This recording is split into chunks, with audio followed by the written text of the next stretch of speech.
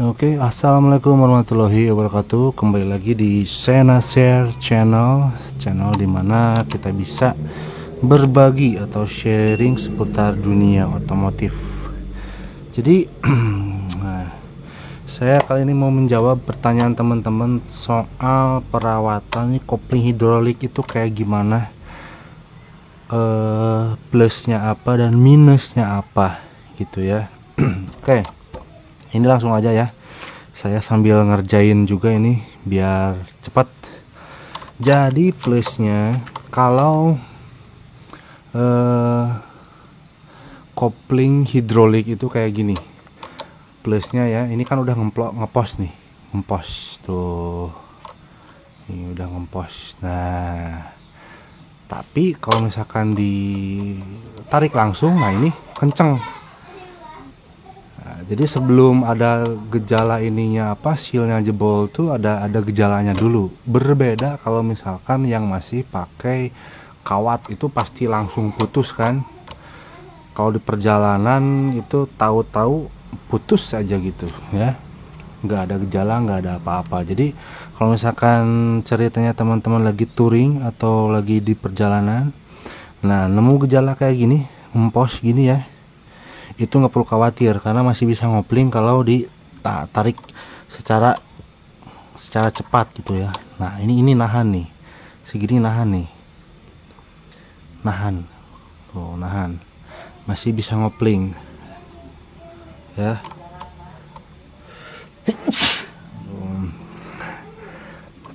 Jadi kalau misalkan kopling hidrolik plusnya seperti itu, ada gejala dulu. Jadi sebelum menemukan bengkel atau sebelum menemukan tempat tujuan ya, sebelum sampai tempat tujuan itu kita masih bisa bertahan gitu, masih bisa bertahan sampai kita sampai di tujuan. Sedangkan kalau kopling biasa itu kalau putus ya udah putus gitu. Kalau udah putus, nggak bawa cadangan kabel dan nggak bawa alat-alat, ya sudah, mau gak mau harus dorong atau mayday ke teman grup ataupun ya cari bengkel terdekat ya. Itu pun kalau misalkan masih untung ada bengkel yang buka atau dekat lah. Kalau hidrolik enaknya seperti itu. Minusnya apa? Minusnya ya yang dirasakan saat ini sih belum menemukan minus, cuman memang seal yang atas ini sedikit agak boros ya dibanding yang seal master yang bawah gitu. Masih agak borosan yang ini gitu. Tapi dibalik minusnya tadi, di saat darurat ini aman, kita nggak khawatir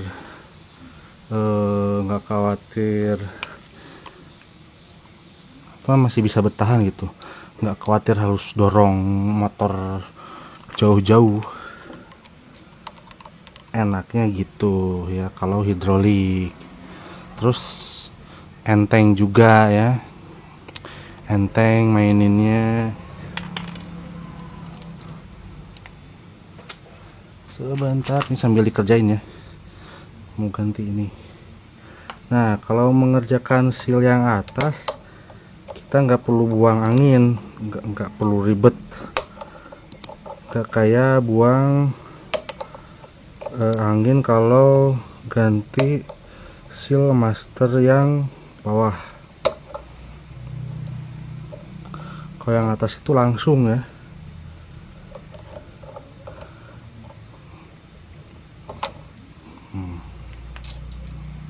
Ini kesini nih, ininya miringnya nih, biar enggak jatuh ke sini. Oke.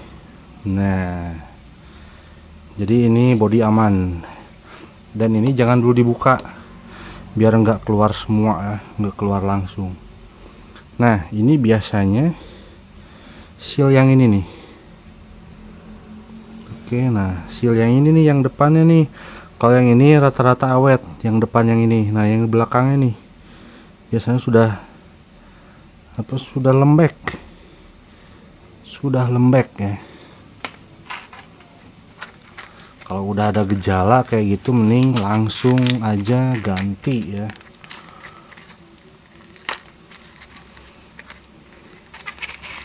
Sebetulnya ini masih bisa bertahan ya beberapa hari malah sebelum betul-betul ngeplos. Jadi enaknya kayak gitu. Kenapa saya masih bertahan pakai kopling hidrolik? Nah, salah satunya itu kelebihannya. Nggak perlu buru-buru ya. Kalau di perjalanan tidak repot. Kitanya tidak repot cari-cari apa bengkel. Nah, kok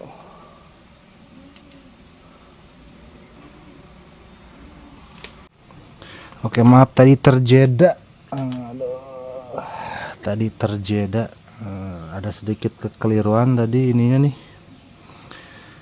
Nah seal ininya kekecilan, ternyata punya beda tipe kan, ada dua ya. Untuk Supra tuh Supra X125 sama Supra X100 itu ada yang kecil sama yang besar. Nah, oke, langsung aja dipasangin.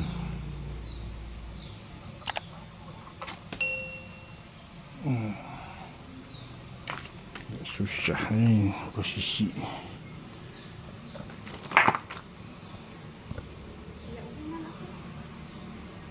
Tuh.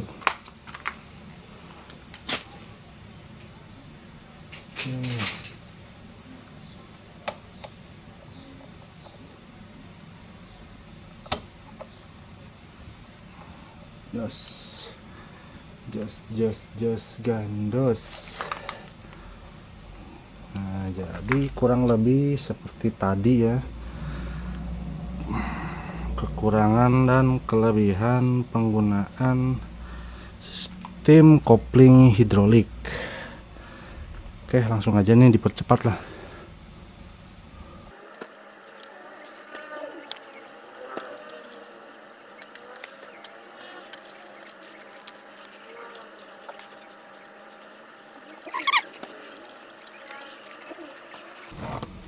Nah,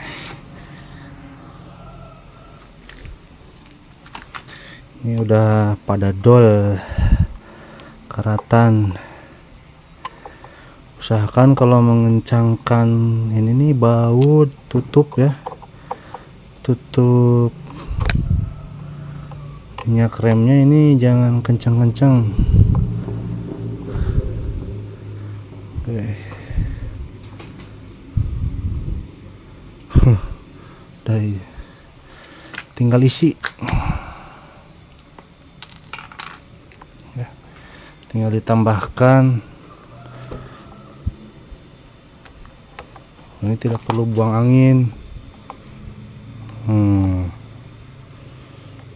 karena kalau di gini-gini nih nanti akan keluar sendiri, karena cuman di sekitar area ini nih yang tadi dibongkar ya. Beda halnya kalau penggantian seal yang bawah, itu semua keluar dan anginnya ini kebuang, ruang anginnya banyak, jadi cukup lama untuk proses buang anginnya. Ini tinggal diisi minyak rem, udah selesai.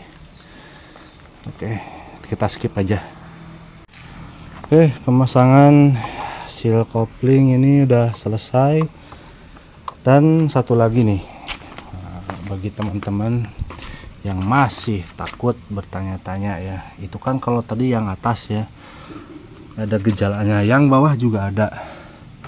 Yang bawah juga ada ini nih. Sebelum ngempos ya, biasanya ditandai dengan kebocoran ya. Dipegang aja ininya nih tiap pagi ya, tiap mau berangkat. Nah kalau yang bawah ini cuman bocor sebelum ngempos ya, dipegang. Kalau misalkan ini basah, ada basah, berarti ini akan segera jebol ya. Yang bawah sama ada gejalanya gitu. Kalau misalkan ini udah bocor, nah dalam perjalanan jauh itu sedia ini aja minyak rem ya, minyak rem sama obeng. Jadi dikhawatirkan minyaknya habis ya, minyaknya habis. Nah setelah sampai tujuan barulah nih diganti lagi sealnya, jadi aman ya. Berbeda halnya dengan yang sistem kawat itu, kalau udah putus ya udah putus langsung gitu, tidak ada kata tidak kata nanti ya. Kalau putus hari itu ya harus putus hari itu juga. Oke, mungkin dicukupkan sekian ya. Bagi teman-teman yang mau ganti ke kopling hidrolik, semoga bermanfaat. Sejauh ini selama bertahun-tahun saya pakai ini, alhamdulillah tanpa kendala ya, tanpa kendala, dan tidak direpotkan istilahnya ini apa putus kabel kopling, enggak ya, alhamdulillah. Oke, wassalamualaikum warahmatullahi wabarakatuh.